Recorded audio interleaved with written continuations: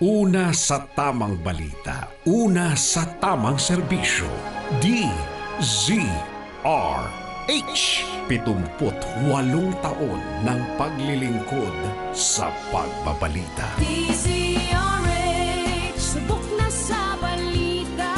DZRH, haligi ng katotohanan. DZRH, makabagong bayanihan, serbisyong tapat sa iyo. DZRH. Miyembro ng KBP, kapisanan ng mga broadcaster ng Pilipinas. MBC Network News, broadcasting nationwide, worldwide, and netwide. From MBC Manila Broadcasting Company in Pasay City, ito ang MBC Network News. Sa headlines ng MBC Network News. Trending, Mrs. binangga ang isang kotseng Mercedes na sakaya ang kanyang asawa at kabit nito. Mga gagamit ng cellphone habang nagmamaneho, huhulihin na simula bukas. Lalaking na-involved sa road rage shooting sa Cebu, binigyan ng go signal ng judge na makabiyahe sa ibang bansa. Presyo ng baboy, tumaas. Sa ating good news, refund sa kuryente, asahan na sa Hunyo. Sa Alamba News, alamin ano ang Ramadan at anong preparasyon na ba ang ginagawa para sa nalalapit na paggunita nito. Sa Newscovery, multi-purpose gadget tools na imbento. Balita mula sa ibang dagat, sanggol sa loob ng tiyan na patay na babae ay niligtas ng mga doktor. Sa Game Now, mga lisensyadong boksingerong Pinoy pabawas ng pabawas dahil sa mahal na medical requirements. Sa showbiz, Sharon Cuneta, nilinaw ang kanyang post tungkol sa kanyang malaking utang. Fans ng Aldab nanawagang i-boycott ang fast food chain na McDonald's.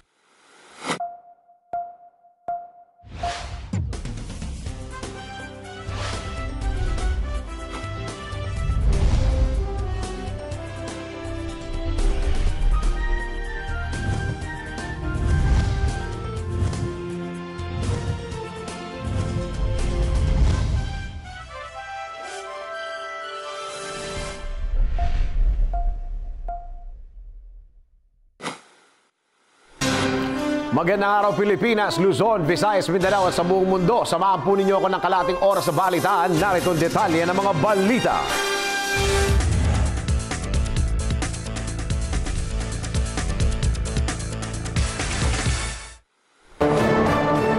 Babala po ito sa mga hindi legal wife.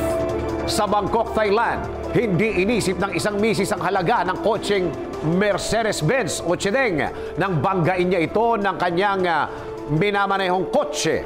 Ang dahilan, nasa loob ng Chedeng po o ng Mercedes-Benz ang kanyang mister kasama ang kanyang kabit o kabit ng kanyang mister.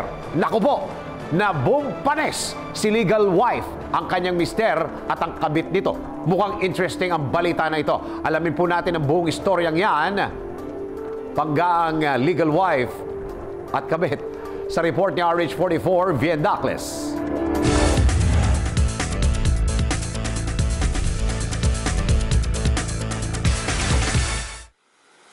Don't mess with the legal wife. Ito ang pinatunayan ng isang misis sa Bangkok, Thailand matapos na walang takot na banggain ng kotseng minamaneho nito ang isang kotseng Mercedes-Benz na sakay ang kanyang mister at ang kabit nito. Ayon sa report, natunton ni Mrs. na hindi na pinangalanan ang kanyang mister sa pamagitan ng GPS kung saan nang puntahan nito ang itinuturong lugar ng GPS sa may Sawai Pracharat Road ay nakita niya ang kanyang mister na sakay ng kulay puting Mercedes-Benz kasama ang kabit nito at patakas na. Kaya't agad na nagdesisyon itong banggain ang nasabing kotse upang hindi makatakas ang dalawa. Bagamat napigilan ni legal wife na makatakas ang kanyang mister at ang number 2 nito, ngunit naapektuhan ng malakas na pagbangga nito ang 4 pang kotse, habang 6 na katao naman ang nagkaroon ng slight injury. Bukod dito, naging dahilan din ito ng 4 na kilometrong traffic bago pa tuluyang na-clear ang trapiko. Para sa MBC Network News, RH44, Vien Dacles, naglilingkod sa pagbabalita. Ito ba po ang isang trending na balita? Maging mapili po sana kayo sa kukuning kasambahay. Ito'y dahil isang kasambahay ang naaktuang nagnanakaw sa mismong bahay kung saan ito nagtatrabaho. Paano nahuli sa akto ang nasabing kasambahay? Panooring mabuti ang video na ito. Nagbabalik si RH44 Vien Dacles.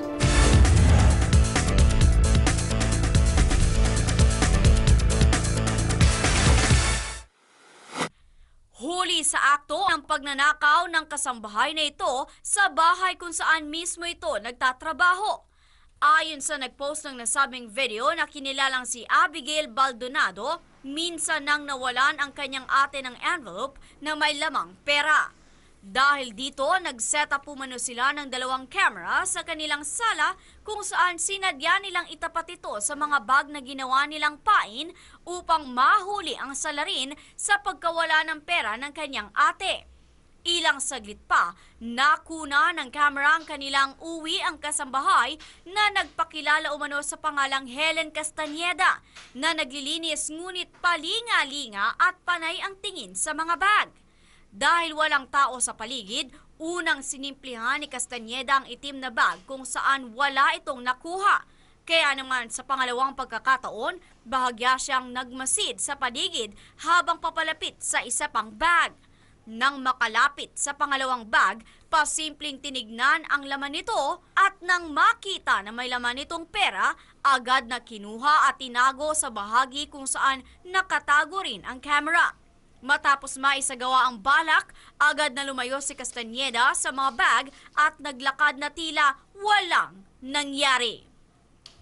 Para sa MBC Network News, RH44, Vien Dacles, naglilingkod sa pagbabalita.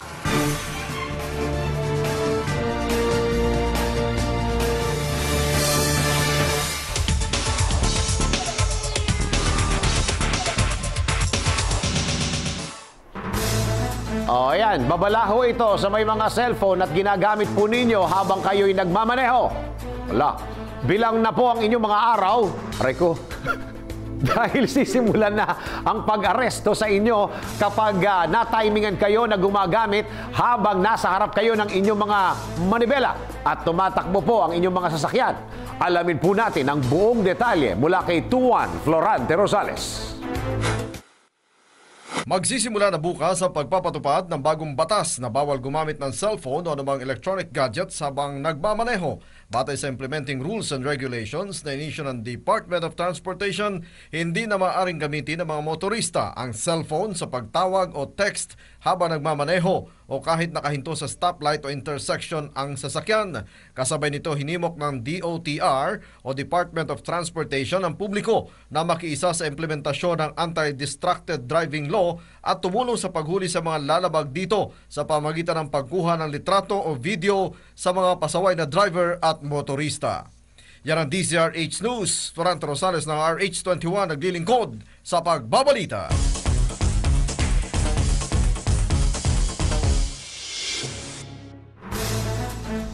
Justice denied or justice served? Hindi ko alam kung matutuwa kayo o maiinis kayo sa balitang pinayagan ng isang judge sa Cebu na makaalis ng bansa ang road rage shooting suspect na makapaglamyerda po sa ibang bansa.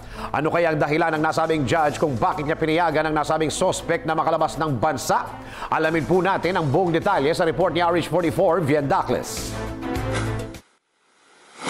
Pinayagan ni Cebu City Judge Alexander Acosta ng Regional Trial Court Branch 9 na makabiyahe sa labas ng bansa ang lalaking nasangkot sa Cebu Road Rage na si David Lim Jr. Ayon kay Acosta, walang problema sa request ni Lim na makasama ang pamilya nito sa isang week-long cruise sa Estados Unidos at Canada basta't babalik ito ng bansa at haharapin ang kanyang kaso. Sinabi pa ni Acosta na hindi naman makakaapekto sa national security at hindi rin threat sa public health ang suspect kung kaya't may karapatan nitong mag-travel sa ibang bansa. Ngunit sinabi ni Acosta na maaari lamang magtagal si Lim sa abroad mula May 18 hanggang June 8 dahil ang arraignment umano ng kaso nito ay sa darating na June 16 pa. Samantala, nag-post naman ng piyansa si Lim na umaabot sa 300,000 piso at pinagsumiti rin ito ng certified true copy ng kanyang passport kung saan 3 araw matapos na makabalik ito sa bansa ay kailangan itong mag-report ng personal sa korte. Para sa MBC Network News, RH44, Vien Dacles, naglilingkod sa pagbabalita.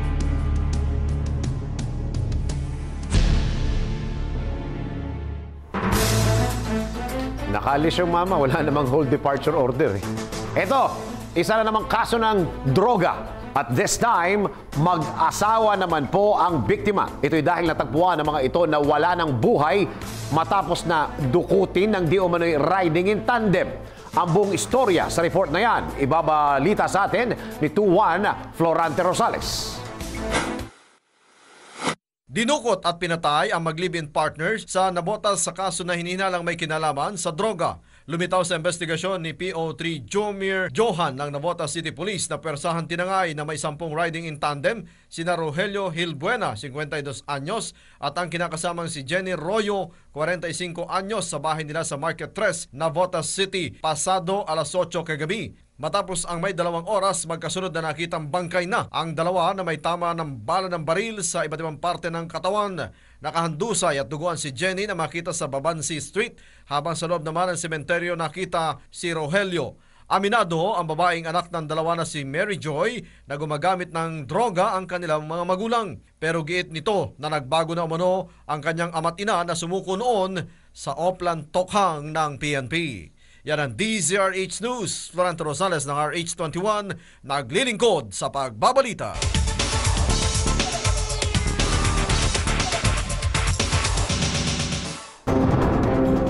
Dito naman, balitang Chacha.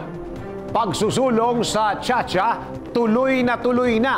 Pabor man o hindi ang palasyo. Magbabalita si 1-4, Let Narciso Abinales. Itutuloy ng Kamara ang charter change, may go signal man ng Malacanang o wala.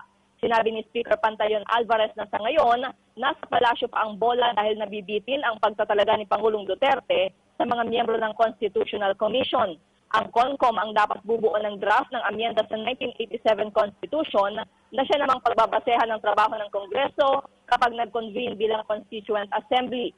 Pero ayon kay Alvarez, sa susunod na taon, may CONCOM man o wala ay iraratsada na nila ang Chacha. Para sa Speaker, hindi issue at hindi dapat maging problema ang separate voting ng Senado at Kamara na itinatakda ng saligang batas para sa mga amyenda. Aminado naman ang Speaker na sa gagawin nilang Chacha, bukas sa pagbabago ang lahat ng probisyon ng saligang batas, kasama na ang termino ng mga opisyal ng gobyerno. Yan ang DZRH News, Let Narciso Abinales, RH14, naglilingkod sa pagbabalita.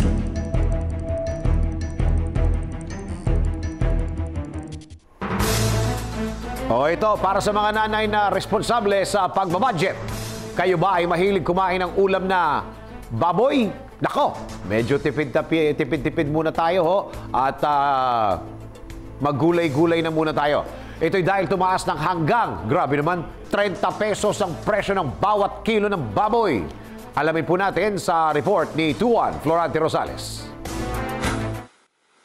Umalo na sa mahigit 200 piso ang presyo ng baboy dahil sa kakulangan ng supply nito sa palengke. Kinumpirma ng Bureau of Animal Industry na tumaas ng 30 pesos ang kada kilo ng karneng baboy mula noong Abril. Ang dating 190 pesos kada kilo ng baboy ay umabot na ngayon sa 220 pesos kada kilo. Napagalaman sa BAI na maraming alagang biik ang namatay noong huling 6 na buwan ng 2016 sa porcine epidemic diarrhea na dahilan ng kakapusan ngayon ng supply ng karneng baboy. Dahil dito, inaprubahan ng Department of Agriculture ang pag-angkat ng mahigit 7 milyong kilong karneng baboy para magkaroon ng dagdag na supply at muling bumaba ang presyo nito sa pamilihan. Yan ang DZRH News. Florante Rosales ng RH21 naglilingkod sa pagbabalita. Good news po ito sa mga pribadong negosyante. Maaari nang direktang mag-angkat sa inyo ng bigas ang mga kumpanya ng bigas sa bansa ayon sa National Food Council. Ito ay para magkaroon ng sapat na supply nito at para mas lumiit umano ang gastos ng bansa. Alamin natin ang buong detalye sa report ni RH44, Vien Dacles. Binago ng Malacanang ang patakaran nito sa rice importation nang payagan ng National Food Authority Council or NFAC ang mga pribadong negosyante na umangkat ng bigas para sa sapat na supply ng bansa. Ayon kay Cabinet Secretary June Vasco, itutuloy na ang pag-angkat ng bigas sa pamamagitan ng Government of Private Sector o G2P scheme imbis na direkta mula sa gobyerno ng ibang bansa. Kumbinsido ang kalihim na mas magiging competitive, least corrupt at more transparent ang G2P kaysa sa government-to-government o G2G na isinusulong ni NFA Administration Jason Aquino. Nabatid pa kay Vasco na ang buffer stock o reserbang bigas ng NFA ay aabot na lang sa 8 araw. Bagay na nilinaw din ni Agriculture Secretary Manny Piñol na stock lang yon ng NFA habang ang supply naman ng pribadong sektor ay sobra pa. Para sa MBC Network News, RH44, Vien Dacles, naglilingkod sa pagbabalita. Ito, balitang balasahan. Istasyong hawak ng mga matataas na opisyal ng pulisya sa Metro Manila. Ala kayo, babalasahin. Magbabalita si 26. Raymond Dadpas. May malawakang balasahan na mangyayari sa mga chief of police sa Metro Manila sa susunod na linggo. Pangunahin sa mga masisibak sa pwesto ay ang tatlong palpak na chief of police. Ayon kay Police Director Oscar Albayalde ng NCRPO, ang tatlong ito ay mula sa Southern Police District. Mahina umano ang kanilang performance sa War on Drugs at Anti-Criminality Campaign. Sinabi ni Albayalde na maliban sa tatlo ay may isang magre-retiro habang ang Chief of Police ng San Juan ay lipat naman upang maging Provincial Director ng Cavite Police Provincial Office. Nauna na nagkaroon ng palitan ng Station Commander sa Maynila dahil sa gulong nangyari sa Quiapo. Si Police Superintendent Santiago Pascual ay pinalitan bilang Station Commander ng Station 3 na nakasasakop sa Quiapo ni Police Superintendent Arnold Tomas Ibay at si Pascual ay pumalit sa kanya sa Station 2 ng Manila Police District sa Tondo, Maynila. Iyan ang DZRH News. Raymond Dadbas, RH28, naglilingkod sa pagbabalita.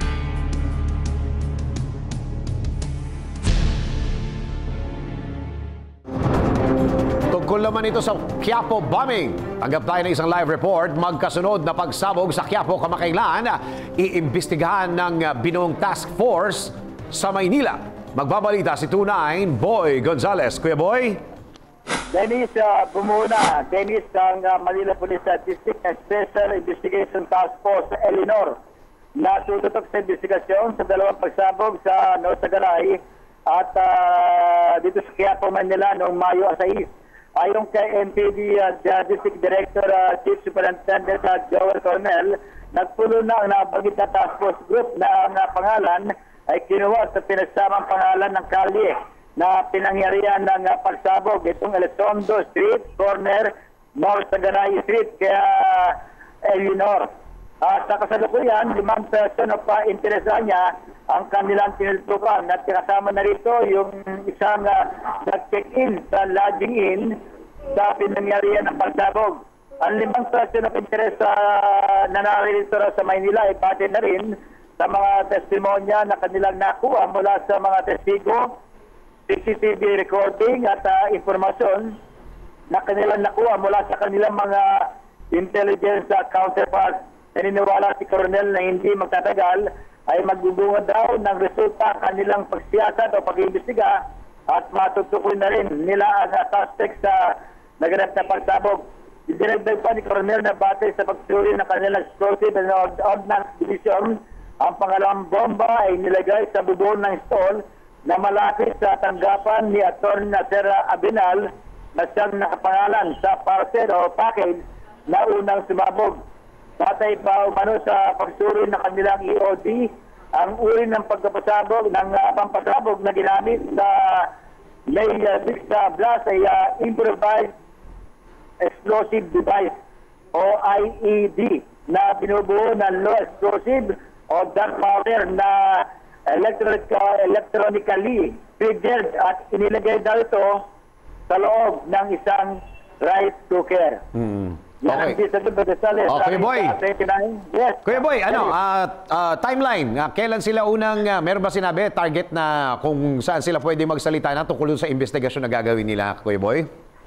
Wala pa. Kaya yung person of interest ay ano pa lang yun. 5 yung sinasabi nilang person of interest. Pero wala pa silang mga suspect at hindi pa malaman kung sino. At ongoing daw, tuloy-tuloy yung kanilang investigasyon para maaresto na yung mga responsable dyan sa pagkapasabog ng 2 beses dyan sa Elizondo Corner, North Sagaray, dito sa malapit sa Grunau Street sa Quiapo, Maynila. Okay, maraming salamat, Kuya Boy.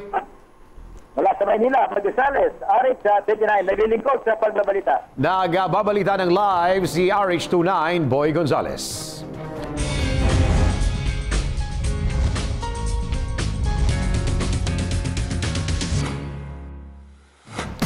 Ito naman, balitang showbiz. Nagpaliwanag si Sharon Cuneta kaugnay sa kanyang post noong isang araw na sinasabi niya na may malaki siyang utang. Tingnan mo, hindi lang pala tayo may utang, pati pala to.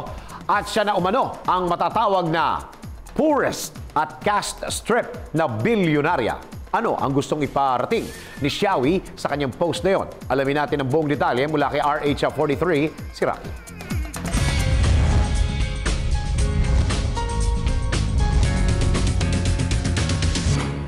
Nilinaw ni Sharon Cuneta ang kanyang naunang post na siya ay may malaking pagkakautang at siya ang matatawag na the poorest, most cash-strapped billionaire. Sa kanyang bagong post, may payag ito para sa kanyang mga nakakatransaksyon umano na huwag mag-alala ang mga ito dahil okay na okay siya. Ayon sa 51 anyos na actress, gusto niyang itama ang mga konklusyon ng ibang tao na naglabasan dahil sa kanyang naunang post. Anya, ang sinasabi niyang utang ay para sa prime real estate investments at wala nang iba pa.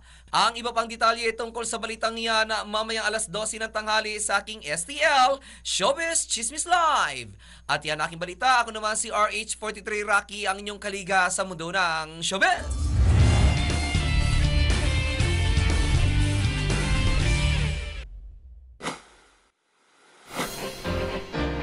Good news! Dahil sa tindi ng init ng panahon, hindi natin maiiwasang gamitin ang ating mga electric fan o aircon ng halos buong maghapon. Kaya ang resulta tuloy, matinding pagtaas rin ng ating tinatanggap na bill sa kuryente. But, isang magandang balita. Ano po yun? Makakaasa po tayo ng refund. Refund na naman, so kinuha na naman nila, tapos ibabalik. Pero yung typical na magnanakaw, pag kinuha, kinukulong. Pero pag malaki yan, mga bilyones, okay lang, i-refund. Sige. Kailan? Alamin natin sa report ni RH09, Sunny Casulia. Inaprubahan na ng Energy Regulatory Commission or ERC ang kautusan ng Meralco na magpatupad ng refund sa mga consumers sa susunod na buwan. Aabot sa halagang 7 bilyong piso ang kabuang over-recovery sa mga nakalipas na taon na paghahati-hatian i-refund sa mga consumers. Ayon kay ERC spokesperson Floresida Digal, base sa inaprubahang refund, magkakaroon ng average na 75 centavos per kilowatt-hour reduction sa loob ng ng 3 buwan simula sa Hunyo. Paliwanag ni Digal, kampante siyang maipatutupad ang nasabing refund sa susunod na buwan dahil may sapat namang panahon ng Meralco dahil maaga namang naabisuhan ang nasabing energy company. At yan ang ating good news. RH9, Sunny Casulia, naglilingkod sa pagbabalita.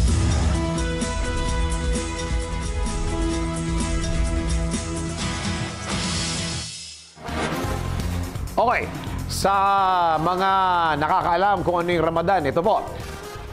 Sa darating na May 27, isi-celebrate ang Ramadan sa taon ng ginagawa hindi lang dito sa bansa, maging sa ibang bahagi ng mundo. Ngunit ano nga ba ang Ramadan at may ginagawa na ba ang gobyerno para mabigyan ng proteksyon ng ating mga kapatid na Muslim na magse-celebrate po nito dito po sa Pilipinas? Alamin natin yan sa report ni RH49, Rita Salonga. Mahigit 100 pulis ang ipapakalat ng Manila Police District sa kabuuan ng Quiapo, Maynila para sa pagsisimula ng Ramadan. Ayon sa MPD, parte na ito ng kanilang security measure alinsunod na rin sa pag-iwas nilang maulit muli ang nangyaring magkakasunod na pagsabog noong mga nakaraang linggo. Magsisimula ang Ramadan sa Mayo 26 at tatagal ito hanggang sa Hunyo 24. Ano nga ba ang Ramadan? Para sa ating mga kapatid na Muslim, ito ang pinakasagradong buwan sa buong taon para sa kanila.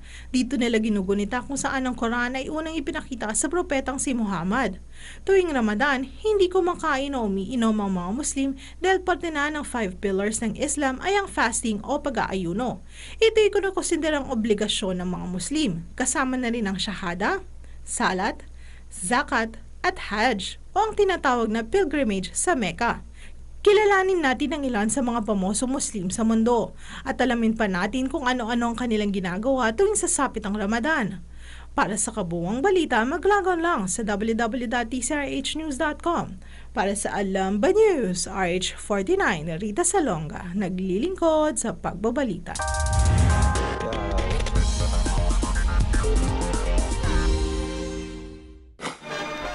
Ito po, isa na namang kahangahangang imbensyon dahil isang kabilib-bilib na napakaliit na tool ang ating matutunghayan ngayon na may tuturing na the tool of all tools. Kung bakit? Alamin po natin sa report ni RH44 via Douglas. Are you living in a condo na ang maraming gamit is a big no-no? O kayo ang klase ng tao na palabiyahe o kaya'y ayaw na maraming gamit sa bahay? Well, this 20-in-1 multipurpose gadget tools is just right for you.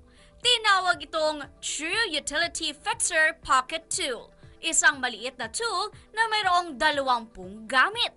Sa sobrang liit nito na nakalagay sa isang maliit na box, maaari mo itong isabit lamang sa iyong belt o kaya'y ikabit mo sa iyong bag. Gawa ito sa black titanium at coated ng 422 stainless steel kung saan sa sobrang liit nito ay parang kasing haba lamang ito ng pinagdikit na 2 tig-pisong coins. Kabilang sa tools na makikita sa True Utility Fixer Pocket Tool ang bicycle spoke wrench, measuring ruler, nail cleaner, small flat eyeglasses screwdriver, medium Phillips screwdriver, small Phillips screwdriver at isang wire stripper. Kasama rin sa mga tools nito ang malaki at flat na screwdriver, medium flat screwdriver, box opener, quick release clip, 6mm at 8mm spanner or wrenches, file, blade, 14mm, 12mm na spanner or wrench at hook na pwedeng gawing bottle opener. At yan ang ating news coverage, RH44, Vien Douglas, naglilingkod sa pagbabalita.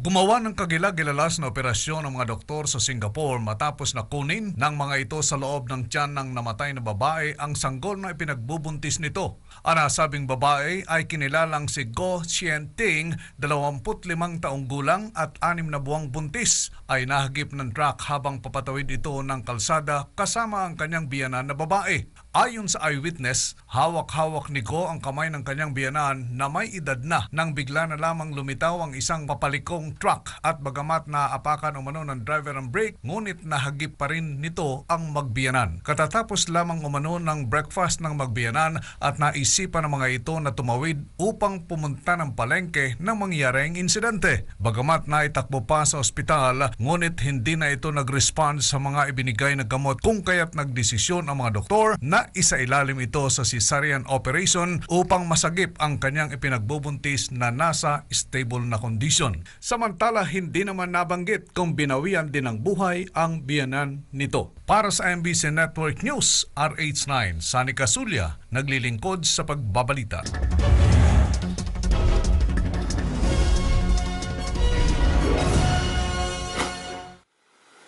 Sa halip na madagdagan ay nabawasan pa ang mga lisensyadong Pinoy boxers dahil sa mahal na proseso ng medical requirements na kailangang makuha ng mga ito mula sa Games and Amusements Board. Dahil dito kung kaya't nagdesisyon si Department of Health Secretary Pauline Jean Rosel Ubial na tapusin na ang paghihirap ng mga Pinoy boxers sa pamamagitan ng pagwi-waive ng medical fees para sa annual physical testing at CT scan procedures ng mga ito. Napag-alaman na mula sa 1,000 licensed boxers noong 2014, bumaba ito sa 600 na lamang ngayon, kung saan maging ang mga boxing promotion ay bumaba rin ng 50% ang bilang. Ayon kay GAB Commissioner Eduardo Trinidad, dahil sa mahal na proseso ng medical requirements ng mga boksingero, kung kaya't nagdesisyon ng iba na maghanap na lamang ng ibang mapagkakakitaan. Napag-alaman nagagastos ng mahigit 10,000 piso ang bawat boksingero na kukuha ng mga health requirements. Para sa MBC Network News, RH9, Sunny Casulia, naglilingkod sa pagbabalita.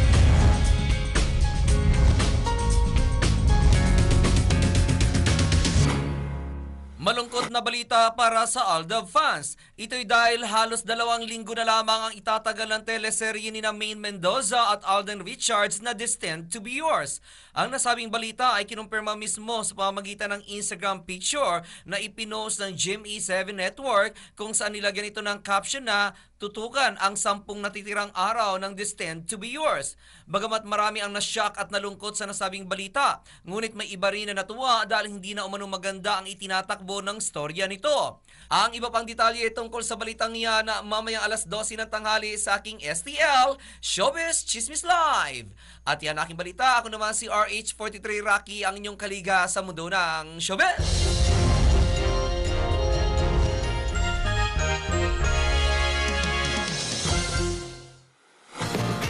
Para naman sa lagay ng ating panahon, kaliwat ka ng thunderstorms ang ating nararanasan sa iba't ibang bahagi ng bansa.